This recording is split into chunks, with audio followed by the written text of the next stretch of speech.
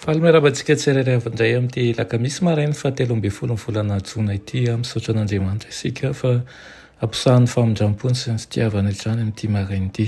Alohan'ny dirantsika ny amin'ny mofinaina an'io dia hivavaka isika. Ianay tsara indrezindanitro toitra ianao ny dera ny laza ny atsa sy ny voninahitra. Misaotra anao izay fa mbola nomenao tombonandro indray ary tiana indrindra ny miaraka manokatra izany aminao amin'izao. Dia aoka ny hery avy aminao tokoa ny hoherinay aminaran'i Jesosy. Amen. Lohateny mofinainantsika androany dia manao fanabeazana ambony indrindra. Alaina amin'ny ohabolana toko 7:7 manao hoe sambatra izay olona mahita fahendrena sy izay olona mahazo fahalalana. Amen. Ny fahatahorana an' Jehova no fiandoham-pahendrena ary ny olona manaiky ho volavolainy sy ho tefahina araka ny endrik'Andriamanitra no mendrika indrindra amin'ny asa tanan'Andriamanitra.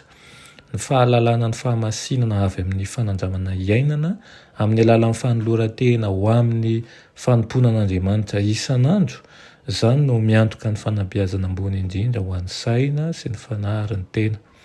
Rehefa miezaka ny fomba marina isika mikatsaka fahendrena ka manao izay fara fahaizantsika ny mezam-boninahitra an'Andriamanitra sy hanampiana ny namantsika dia omen'Andriamanitra antsika ny heriny avy amin'Andriamanitra tokoa manko izy rehetrarehetra, na fahaizana izany fa tsy avy amintsika, na talenta io izay omen'Andriamanitra mba ampiasaintsika ho fanompoana azy, izany no tokony andraisantsika izany. Tokony ho raisina ho fahefanambony kokoa fehintena ny saina sy ny fahaizana nomen'ny lanitra. Mila alefitra eo ambanin'ny fifehezan'ny eritseritra sy ny faharesen-dahatra ara-panahy ny fironana sy ny filana izay ao anatintsika. Tsy mba mampitokongana izay mandray azy velively ny fivavahan'i Jesosy Kristy, na mahatonga azy ho ratsy, na enjam-piteny, na tsy ahalala fomba, na hanandra-tena, na ho mora tezitra, na ho mafy fo. Ny fanohitra amin'izany mahatonga ny olona hanana fironana tsara izany, manamasina ny fandanjalanjan'ny saina, manadio sy manao izay mahamendrika ny fieritreretany amin'ny famaboana azy ho an'i Jesosy Kristy. Ambony lavitra noho izay mety heveran'ny olona azy ny itelon'Andriamanitra ho an'ny zanany. Nomen'ilay Andriamanitra velona ao amin'ny lalany ny fahatehoana mazava ny toetrany. I Jesosy no mpampianatra lehibe indrindra ary tsy misy toa azy eran'izao tontolo izao. Ary inona ny fenitra natahotra tsara n'izay rehetra mino azy? Ao koa tanteraka ianareo toy ny fahatanterahana ianareo izay any an-danitra. Ny toetra tahaka ny an'i Kristy no idealin'ny toetra kristianina. Misy lalana mitondra ho amin'ny fampandrosoana izay tsy mitsahatra misokatra eo anoloantsika.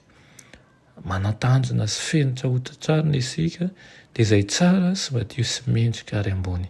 Aoka hisy ezaka mitohy sy maharitra handrosoana mandrakariva ho amin'ny fahatanterahany toetra ary tsy amin'ny herintsika no anaovantsika amin'izany fa ny fanahy masina izay miasa ao anatsika mandrakariva ka mampitotoka antsika eo anatrehan'ny ray. Amen. Ianay tsara indrezindanitro tolotra ianao ny dera laza ny atsa sy voninahitra. Saotra anao izay fa mbola nomenao izany teninao izany indray ary mangataka ny fanahinao masina mba hiasa ao anatinay tokoa ka ho amin'ny fahazavan-tsaina sy ny fiorenana ao aminao tokoa no atoko-piainanay. Ampio izay amin'ny alalan'ny fanahinao masina mba hay ampiasa ireny fahaiza-manao, ireny fanomezam-pahasoavana avy aminao ireny mba entinay hanomezana voninahitra ny anaranao. Aminaran'i Jesosy. Amen.